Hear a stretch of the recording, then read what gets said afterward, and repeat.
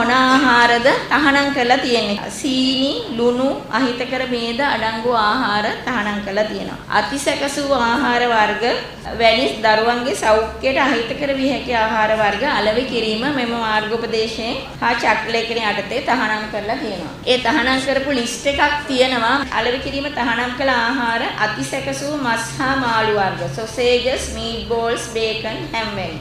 අතිසැකසූ මස් වර්ග යොදා සකසන ලද ආහාර, sausages bun, burger, hot dog, submarine pizza. සීනි සහිත බනිස් වර්ග, cream බනිස්, jam බනිස්, pastry, ගැඹුරු තෙලේ බැඳගත් කෙටි ආහාර වර්ග, කෘත්‍රිම රසකාරක යෙදූ chili paste, සුප් කැට, seasoning powder යෙදූ ආහාර වර්ග හා සනික සුප් වර්ග. අතිසැකසූ සෝස් වර්ග, තක්කලි සෝස්, සෝයා සෝස් වැනි. ශනික නූඩල්ස් වර්ග. අතිසැකසූ පැකට්, ටින් කරන ලද අච්චාරු වර්ග. chewing gum, toffee, lollipop, දෝසි, ලොසින්ජර්, kisses, jujubes, bombay මොටායි, බුල්ටෝ වැනි සීනි අධික ආහාර. අයිස් පැකට්, අයිස් පළම්. ජෙලි වර්ග, අධික ජෙලටින් අඩංගු ආහාර. බූන්දි, මස්කට්, දොදොල්, බයිට්, මුරුක් වැනි ලුණු යෙදූ ශනික ආහාර.